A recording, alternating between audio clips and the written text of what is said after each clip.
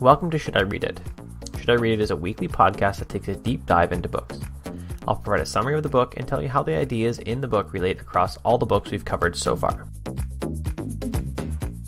Now, we all may want to identify as someone that doesn't, feel the pull of social media, feel the pull of getting more likes on YouTube, getting more listeners to our podcast, more people on our site, more hearts, stars, thumbs up, whatever it is in your platform.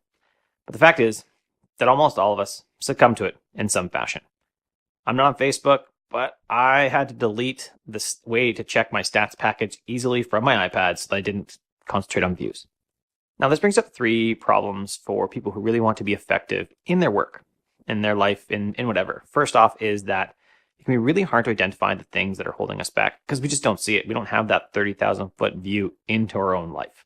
Second problem is if we have the opportunity to identify this, if we really do get that 30,000 foot view, because our environments around us are designed by, not even by us sometimes, but by other people, because they've kind of slid into this channel of distraction, it can be really hard to work out of it because it's just what you know, right? If you know abuse, it can be really hard to see that there's something outside of it. And this happens even with, something not nearly as weighty as abuse, but like with your social media interaction, with your checking Facebook, checking Instagram, scrolling through that stupid browse tab, that like, or for you tab, like that kills me every time. What I need to do is delete Instagram. That's really what I need to do. And the third thing with the draw to social media is that we end up comparing ourselves to these like highly curated lives that other people have, right? These lives that are like so perfect that we just don't even know what to do about. As we're going to talk about today through the light of digital minimalism, I'm going to give you a quote from the book. The constant exposure to their friends' carefully curated portrayals of their lives generates feelings of inadequacy, especially during periods when they're already feeling low. And for teenagers, it provides a cruelly effective way to be publicly excluded. Where we talked about people really comparing their curated lives to other people, and that's not good. It's not good for us. And we see this, I'm on the board of a local college, and we see this in our consistently rising rates of, not needy, but say like something's a 1 to 10 on a scale of mental health needs. We're seeing about the same amount of 9s and 10s, like real serious things, but like the low grade anxiety stuff that's 5 and under, like it's just consistent. And it hasn't stopped, and it's not stopping. It's continually overwhelming us. Here's some stats out of the book. Rates of depression increased. This is in college students from 24.8% in 2009 to 29.9% in 2017. Students diagnosed with mental health conditions increased from 21.9% in 2007 to 35.5% in 2017. Personal stigma about getting mental health support declined. This is a good one, from 8.2% to 5.1% during the study. Now, the only decent stat in this whole study, and this is linked in the description, linked in the show notes, is that people are seeing less stigma with seeing mental health. My friend Corey Miller has talked about this a bunch. He's been on a bunch of big publications talking about mental health and the stigma we have against it, and that it's just not a good thing, that we can move past this and that we don't need this. That's the only good stat. Now, Newport draws the conclusion, or not conclusion, he suggests that the reason we're seeing a lot of this increase is that we're really getting into the first generations getting into college that grew up with this device that I'm using for notes, right? That's my smartphone right here that I'm using for notes as I dig through my Scrivener file and try to not sound like I'm reading from a script. But as people come in and they feel this pull of connection all the time, they're missing something else. And this is what we get to later in the book, this deeper social interaction, this high bandwidth. So Newport calls your device, your social media, low bandwidth, right? It's a signal. It's a thumbs up or nothing. That's it. And you don't get the nuance that, even watching me, if you're watching the video of this, or if you're listening to the podcast, you can hear my voice. You can hear my emotion in it. That is high bandwidth. You can see my gestures. You can see my eyes. You can hear my voice going up and down. That's high bandwidth. And text is just not high bandwidth. That's it. It's way too easy, right? One of my rules for life is you do not fight on the internet. So you do not fight via text. You just don't fight on the internet because it's not worth it. I will have a difficult and hard conversation with someone I know well in real life, but I will not have that type of conversation with just random internet people because it's a waste of my time. It's just not going to work out well. Now, digital minimalism is broken up into two main parts. The first part is his 30-day detox, and that's, what it says. It talks about eliminating your social media use down to the essentials. Your digital use down to the essentials. And part two is about, he doesn't want to call it screen hacks. He doesn't like that word, but he It's about creating a new relationship with your technology. And the reason you have the 30-day detox is so that you can have a new relationship with your technology. And the reason you have a 30-day detox is that you can divorce yourself from that relationship and then come into it without a lot of the preconceived notions that you would have from just using technology all the time, because it's the way of life. So it lets you reset that relationship. Now, in this, I think there are some core concepts that you need to understand from Newport's old books, specifically deep work. And so let's start with the deep work hypothesis out of Deep Work by Cal Newport. I'll quote it. And it says, the deep work hypothesis: the ability to perform deep work is becoming increasingly rare at exactly the same time it is becoming increasingly valuable in our economy. As a consequence, the few who cultivate this skill and then make it the core of their working life will thrive. From Deep Work. So in that book, he argues that if you want deep work, you need to clear distraction. You need to have nothing, right? So I have my phone here, but it's actually muted. My wife would text me and nothing will happen. Messages doesn't even send notifications. My iPad behind me, no notifications. My Mac over on the shelf there, no notifications. I don't have them. I'm sitting in a semi-quiet office right now because no one's around and there's no one to distract me. I can focus on this recording. That's one of the tenets of deep work. Now, one of the other big ideas in there is the any benefit approach. He calls it to networking tools because this was really focused on Slack, though Slack wasn't even around then, but networking tools, how you communicate with others. I think this applies to anything. So I usually just call it the any benefit principle, but here it is. You're justified in using a network tool if you can identify any possible benefit to its use or anything you might possibly miss out on if you don't use it. Like I said, I apply this to much more than just networking tools. I apply this to everything, right? Is there some benefit to getting a 4K camera? Sure there is. But like, it's the biggest benefit I have to getting a new camera is autofocus, because this doesn't have it. All the rest of it, it's not going to make or break my channel, my videos, my audio, nothing like that, right? Getting this relatively inexpensive mic was some benefit, but again, it's diminishing increases as I go higher. And this goes with everything. Just because that there is some benefit to a networking event, to doing anything, does not mean that we have to do it to capture every little benefit of that. There are things that we can leave behind. And then the final core point in this, which we revisit in a few books I've read lately, but it's the craftsman principle, or the craftsman approach to tool selection, in which we identify the core factors that determine success and happiness in your professional and personal life. Adopt a tool only if its positive impacts on these factors substantially outweigh its negative impacts. So something he cited in Digital Minimalism was Amish Hackers, and this is out of Kevin Kelly, What Technology Wants. There's a chapter in that. I read that as well. Decent book. But What Technology Wants, they talk about Amish hackers, and there's basically an alpha Amish nerd, and the alpha nerd says, hey, I want to try a cell phone. And then the whole community checks it out and says, yeah, this is good, but it's good for business purposes, so it must stay in your car. It doesn't come into the house with you. It's not just a thing you use all the time. So they look at the benefits and the detriments to what their community values, and they allow technology or sometimes disallow technology based on what the community decides. Now, Newport does acknowledge in this that these decisions are often made by, I forget what they have a special word, but by a bunch of dudes, and there's not really many women in this. And so there's things to work on in the Amish community like that.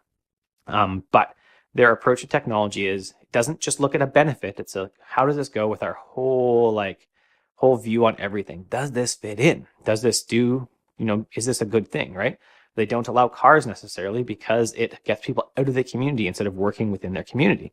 Sometimes they will have a car in a community for like taking all the men to work at the factory or something like that, right?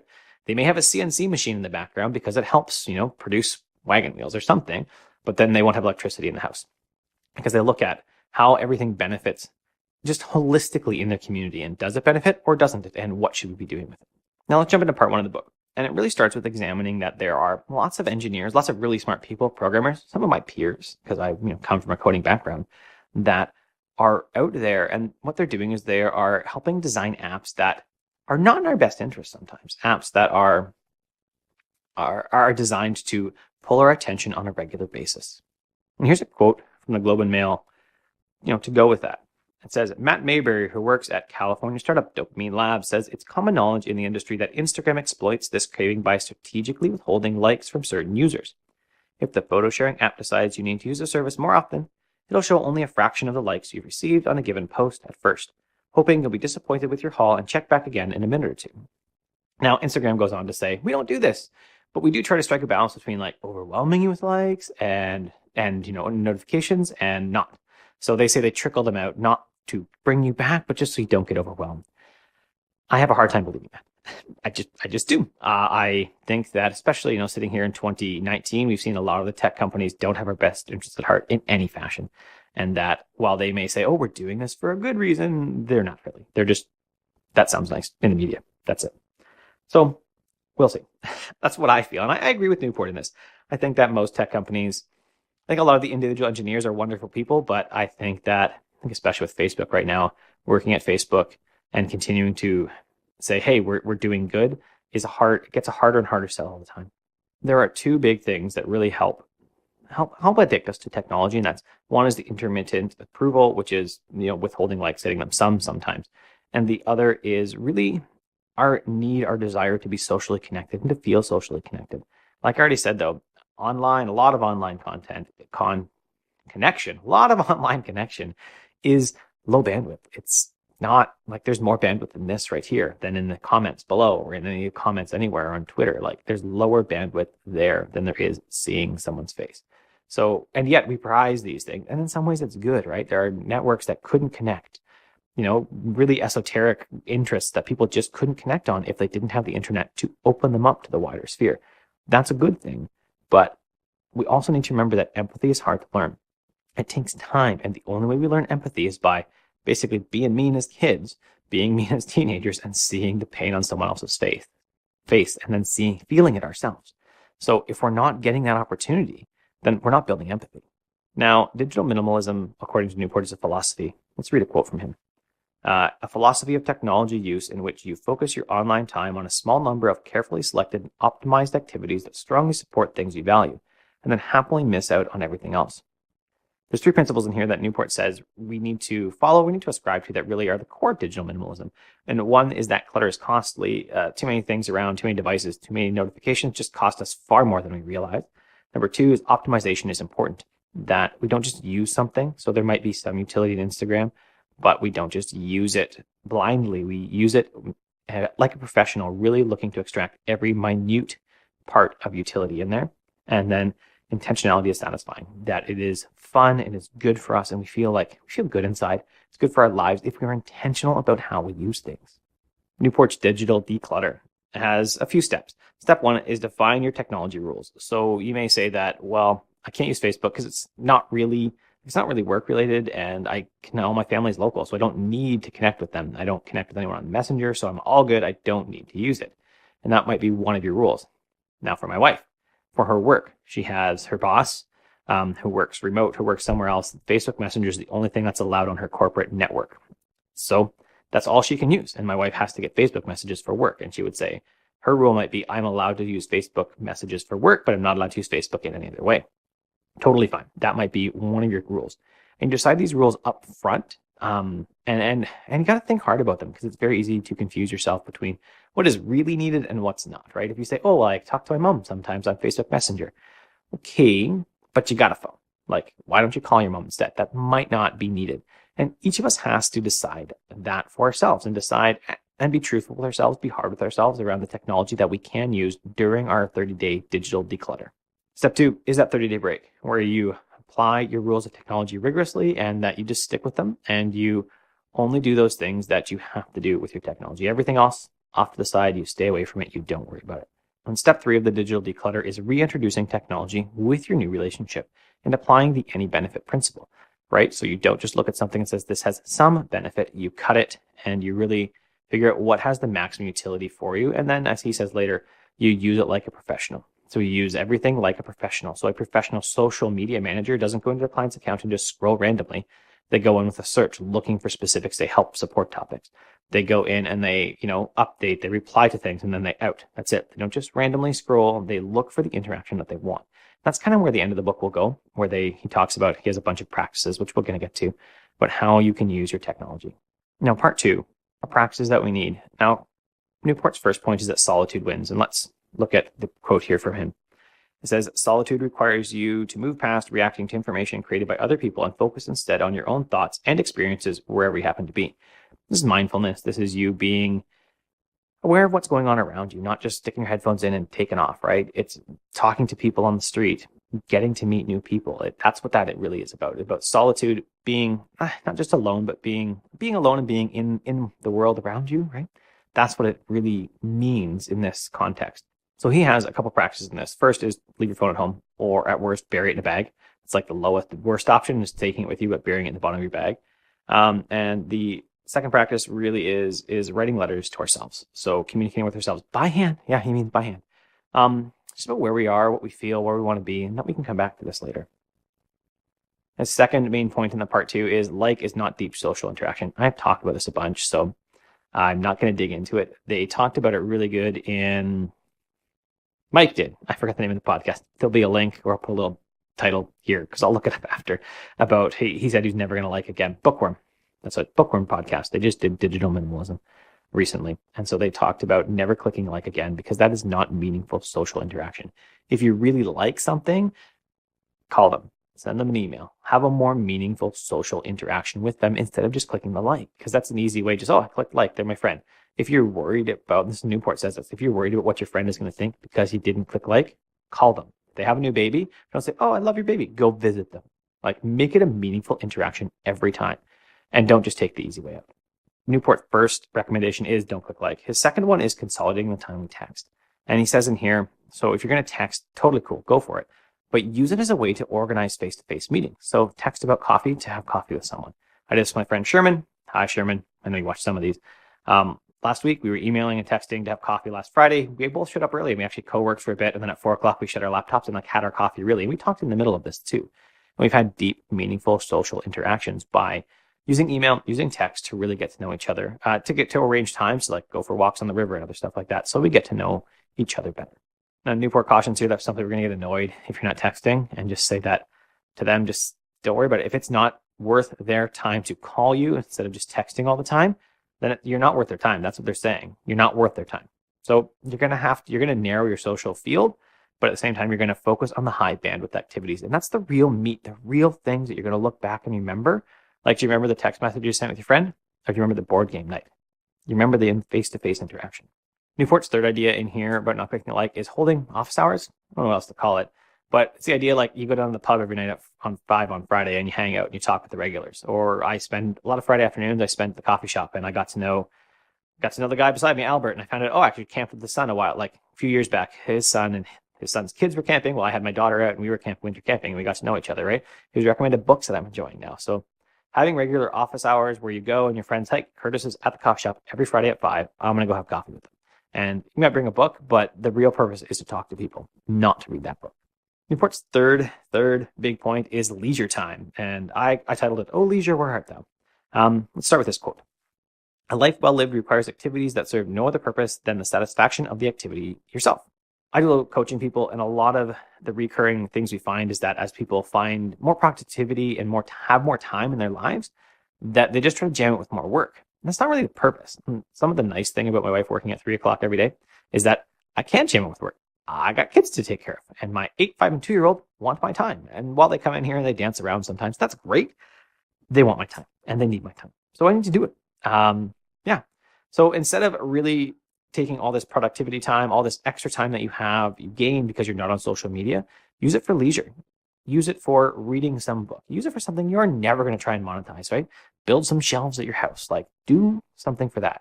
He actually says that. That's one of his recommendations. Build or fix something every week. One of his recommendations is to do something with your hands every week. Now, I talk to people who say, I'm not handy. And I really think it wasn't that long ago, maybe 100 years. Like, I remember my dad even. So my dad is 65 now. I remember him when he was in his 40s, so about my age. Like, everybody on the street, when something had to get fixed, like neighbors would show up and we'd all fix something, right?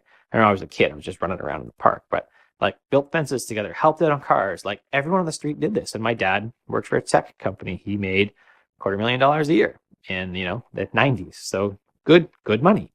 And there was all different kinds on the streets I lived on, but it was all lots of helping each other out, lots of fixing. So not being handy, well, of course you're not handy to start, because you got to practice, right? Maybe you start by learning how to stain a shelf properly, and then you learn something else, right? You just, maybe your first shelf is you buy some brackets from IKEA and a pine board, and you stain the pine board. That's what I got one over here. You stay in the pine board, and then maybe you build a bookshelf. I built a bookshelf that's upstairs, right? And you just graduate yourself up. That's one of the ideas. So another one is, let's say, learning guitar. And in learning guitar, maybe you say, I'm going to learn how to play this whole album this quarter. And you start by the basics, and you keep building up until you really can play this whole album within the quarter. That's his other recommendation, is finding things that you can do that are leisure, that have nothing to do with your day job, that are not monetizable. Now, he also says in here, what about learning hard programming languages? Because that is, in many ways, leisure. I know that's how I learned. I learned it on my leisure time. Now, he would say, don't do this because it's a screen. And that the goal is to stay away from screens. So, while sure, it's leisure, but it's screen time. So get away from the screen. And Newport's final big point in the book is that we need to be critical with our attention. That we need to be choosy about where we're going to spend our attention and just not worry about the things that don't matter. He has 3 big things here. 1 is delete social media from your phone. 2 is turn your devices into single-purpose computers. I actually wrote about this, about turning my phone into just a phone, basically. Turning my iPad into writing machine, and then my Mac has some other stuff on it. But like being intentional about how I did this. I'll link to those in the show notes so that you can figure out, see how I went about this, like making my devices purposeful. Like it's like 18 months ago, before digital minimalism was out. So Newport must have stolen my idea. Not really. So here's what he says on that topic, though. As many have discovered, the rapid switching between different applications tends to make human interaction with the computer less productive in terms of quality and quantity of what is produced. Actually, one of the reasons I choose to work on iOS is because that on the Mac, it's so easy to have like a whole bunch of windows open. I don't even have a monitor. I use my iPad as a monitor. See my review of LumaFusion and stuff for the Suite setup, which I'll link to. Suite setup and Air Display 3. So I use my iPad as my screen for my Mac right now, at least at this juncture. I might change that in a few weeks, but the thing with the Mac is that it's so easy to have so many applications open, especially with large screen real estate, right? A 24-inch monitor and a 21-inch monitor. It was easy to just have so much open and have so many distractions available for me that it would be hard to work, right? At one point I had the 24-inch, 21, and a 13-inch laptop. And that was just a lot of screen real estate. And there are times when I'm like, oh, I miss it, but I get so much more done by just focusing on the single task at hand on my iPad Pro that it's excellent. Sure, there are limitations in iOS software, but a lot of these limitations increase a little bit of friction with what you're doing, thus make it easier to stay focused on what you should be doing. So one of the final practices that Newport says in the book is to break the pull of fast social media, fast media. So you're not looking for hot takes, you're looking for slow media. You're looking for person like Dave Pell of Next Draft, who does a good roundup of the news. Jocelyn K. Glye, who every 2 weeks has a good newsletter around creativity, productivity, and focus. That's what you focus on. You focus on those things instead of the hot takes, instead of anything else like that. You focus on that stuff, and maybe you peruse the newspaper, another good one, because it's instantly not a hot take because it had to get printed. But looking at the newspaper at the sections you care about, the sections you need, instead of just watching for hot takes on Twitter, on Facebook, or anything. And you avoid all hot takes. That's it. Just avoid them. Don't do them. Don't do hot takes. They're bad. They just get you amped up and they pull you into distraction. Don't do it. Look at the newspaper. Look at, say, newsletters, good curators. That's it. Don't do the hot takes. Hot takes are bad. This episode of Should I Read It is brought to you by my latest book, The Art of Focus. If you're tired of running around trying different ideas and getting no traction, if you are tired of having ideas, but you never actually get to work on them, if you're just tired, then The Art of Focus is for you. It's going to give you the exact systems I've used to build my ideal life, set up my times that I can really work and get lots done in the 6 hours a day that I work most days, and test my ideas in the marketplace so that I know they succeed. You can purchase it on Amazon at curtismchale.ca/recommends/AOF. Last question. Should I read Digital Minimalism by Cal Newport? We'll start with a quote, though. We eagerly signed up for what Silicon Valley was selling, but soon realized that in doing so, we were accidentally degrading our humanity.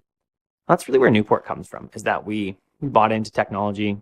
I was actually just reading Irresistible as well, and one of the points in that book was that we, much as cocaine was like, oh, it's perfect, like it helps break the addiction of morphine. We know now that that's ridiculous, but great minds like Sigmund Freud was like, I'll take cocaine instead of morphine because I feel better after and I don't have the withdrawal symptoms. That's just because you have a new drug. That's what it is. You have a new drug. And that in some ways, maybe we're sitting there with our digital technology that we don't know the effect it's going to have on our brain, right? We're seeing some of this effect maybe as we get into college now, as we see people getting into college, but we don't really know yet where everything's at. And we need to be careful about this. Digital Minimalism. Should you read it? I'm going to say, yeah, you should read it. It's a good book. I really enjoyed it. I maybe ranked Deep Work a little higher, but I think I was further away from where Deep Work was when I read it. Whereas Digital Minimalism, I'm like right on. I was like, oh yeah, I do a lot of this stuff already. And it, for me, it affirmed a lot of the stuff I do. Gave me a few new ideas how to tackle it maybe. But it was a good book, good read, well written, lots of research. I like research, like citations. We'll talk about a book coming up by a PhD with like, just as science says. Anyway, bad book, at least partially on that. So Digital Minimalism is a good book. I recommend it. I think you should read it. If you are struggling with your technology, with how it interacts with your life and feeling distracted all the time, follow it and do the 30-day detox and be strict about it. Don't do it half-assed. Just do it and stick with it. It's a good book. It can help you really transform how productive you're going to be and get into stuff that's just outside of being digital at the time. Thanks for listening to Should I Read It? To support the show, you can leave me a review in iTunes or a heart or a star in whatever podcast player you use. These help more people find the show. If you want to get more reading done, you should get an Audible membership. If you use curtismchale.ca/recommends/audible, that will help the production of the show financially.